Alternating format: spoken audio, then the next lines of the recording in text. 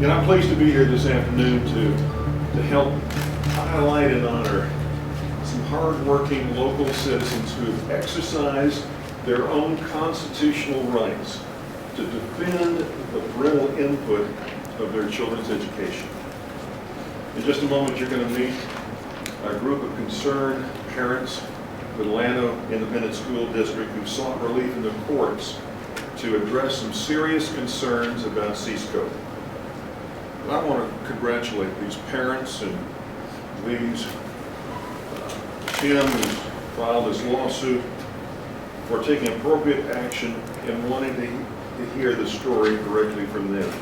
At the end of the day, this all boils down to a very simple truth, and that is American democracy has always been and will always be based on the active participation of citizens. During almost all of 2012, through this past spring, continuing through today, as I travel around the state of Texas and I meet with parents and I meet with grassroots and I meet with Tea Party members, Republican men and women, I over and over again hear concerns about CSCOPE and factual errors and bias. And while instructional materials like our textbooks have long been the purview of the State Board of Education, which has the responsibility on instructional materials to carefully review, correct errors, and then approve our textbooks, our lesson plans have historically been strictly under local control by our schools, by our teachers, and by our school boards. And I think that should remain our approach. So I'm complimenting this group of citizens who've gotten involved, again, to protect their constitutional rights and protect their children from being taught values that they don't agree with and the majority of we Texans don't agree with, and some of which reportedly is biased or inaccurate. This issue is about teaching Texas children. This issue today, what we're talking about, is empowering teachers to be able to go in the classroom and do the very best they can to inspire children, to learn, to reach levels that they never thought. I'd like to introduce a longtime friend of mine, a good friend of mine, who's, I think, a rising star in the House of Representatives, Representative Steve Toth. Steve? Thank you, Governor. You bet. We were just here, May 20th, celebrating the work of parents across the state of Texas and the elimination of CSCOPE's content. The curriculum was looked at by parents all over Texas for years, and they were calling for either the correction of it or the elimination of it. And at the time, on May 20th, we believed that CSCOPE was going away for the very simple reason that they said it was going away. ESC 17 had a representative here, and they said, CSCOPE is gone. Please feel free to pull down SB 1406, Representative Toth. It's gone.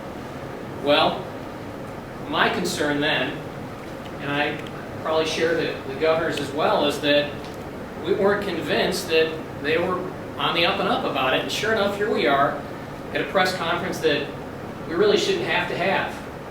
CSCOPE should have been gone. You know, it was just a day later that I received a call from Mason Moses, who represents, I believe he represents ESC 13 and CSCOPE. And he said, you know, this whole issue of CSCOPE has been a red-hot poker in our eye. And it's gone, and we'd appreciate it if you could just put an end to the rhetoric. And I responded by saying, Mason, if it goes away, the issue will go away. If you guys follow through and the content is put to bed and it goes away, the issue will go away. This past week I met with an ISD board member, and he said to me, Steve, we can't use CSCOPE in our district now. And I said, well, sure you can. The only thing that went away is the content. The curriculum is still there. And he goes, you don't get it.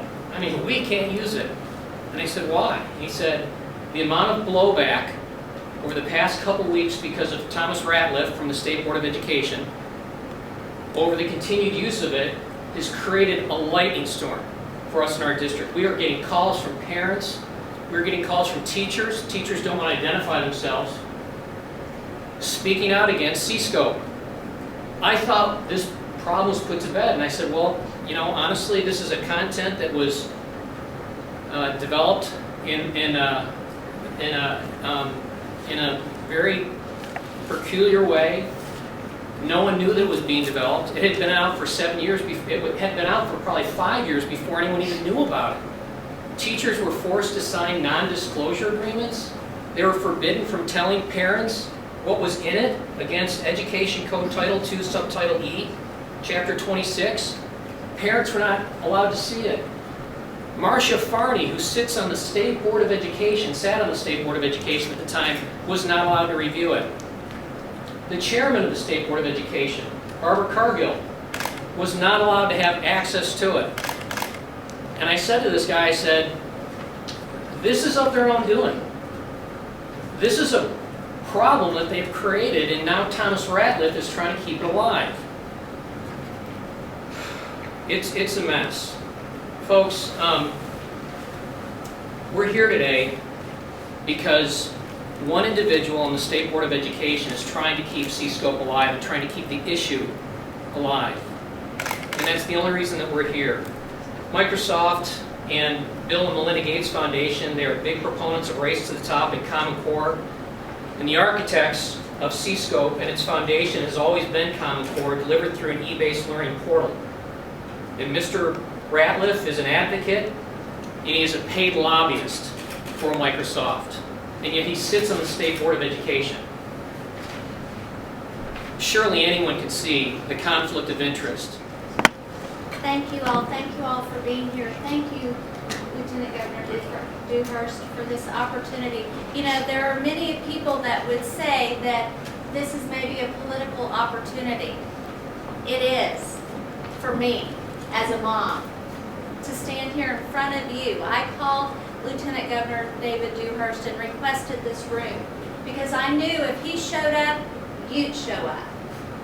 If it was just me and these parents, the media probably wouldn't show up. So this is a political opportunity. It's a political opportunity for moms, dads, grandparents, and taxpayers to have the opportunity to have our voice heard. So I applaud you, and I applaud you, the media, for coming. And there are some real heroes in this room. I don't know if you know who they are, but they've been fighting this fight. Janine McGregor, Ginger Russell, Ginger's mother, Janice Van Cleve, Donna Garner, Peggy Venable. There are a lot of people who have been looking into this content management system and curriculum and have been sounding the red flags. And when we would travel across this state and talk to moms and dads, I would tell people, don't believe me. Actually, please prove me wrong. Because if you prove me wrong, I can go back to being a mom and not worry about this. And nobody's done that. Actually, the layers have been peeled back and peeled back. I truly believe that Common Core is in Texas. CSCOPE is a stepchild of Common Core. And so when you peel back the onion and you understand as moms and dads that your children are being taught a philosophy of education that is dangerous for the future of this nation, you will do everything in your power to fight.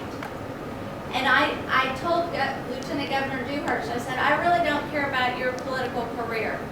I care about elected officials who will fight like a dad. Elected officials who will not come to Austin and listen to lobbyists, but who will come to Austin and listen to their constituents. And there are some amazing constituents in the state of Texas, and amazing moms and dads. And there is going to be a ripple effect, I believe, in the state of Texas to stop CSCOPE, and it's starting in Llano, Texas.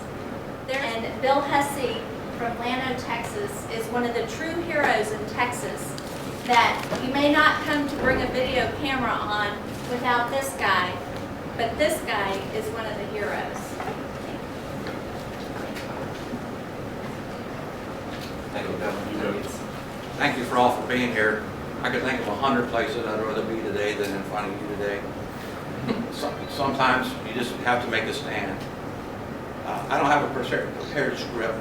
I will say a few general comments. I'll leave the specifics of the suit to Tim Cowart, attorney. Our children are some of the most vulnerable aspects of our society. We have mechanisms and organizations and committees and groups and legislatures in place to try to protect them. And this legislature did just that this year. They did an outstanding job by any stretch of the imagination. We have the Texas Education Agency. We have the State Board of Education.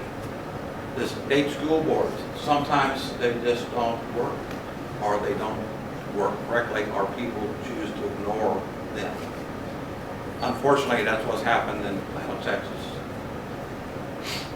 Our school board and superintendent have chosen to ignore state law, chose not to tell their faculty and staff that CSCOPE is prohibited, but rather okay its use. As a taxpayer, a citizen, and a parent, I'm offended by that. I didn't want to be here today. I didn't want to see Mr. Cowart, so we're here.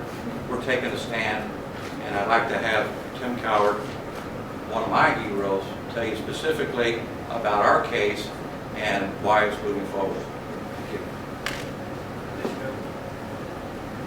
Good afternoon, folks. My name is Tim Cowart. I'm not a government lawyer. I am not an education lawyer. I'm a podunk lawyer who lives in Toth, Texas. That's spelled T-O-W.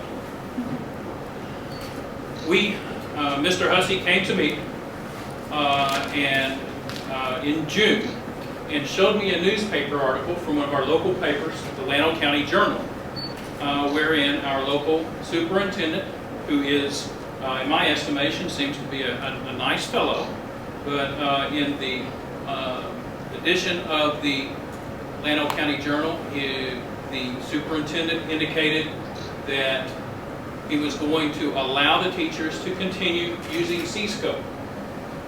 So I pulled out the education code, because this is not something I deal with every day. And I saw where Senate Bill 1406 had passed. And it had passed by enough of a margin in both the Senate and the House of Representatives. So it was effective immediately upon signing by Governor Perry. And what it says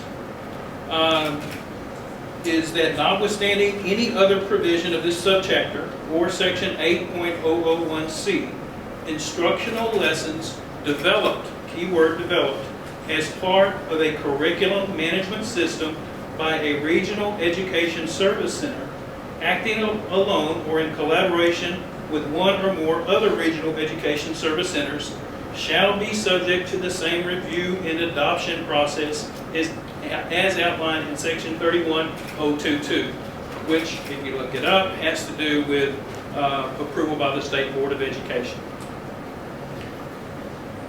CSCOPE, if you look at the definition of CSCOPE from past versions of their website, they were developed undoubtedly as set forth in this statute by these education service centers. The language here says if it was developed by an education service center, then it shall be subject to State Board of Education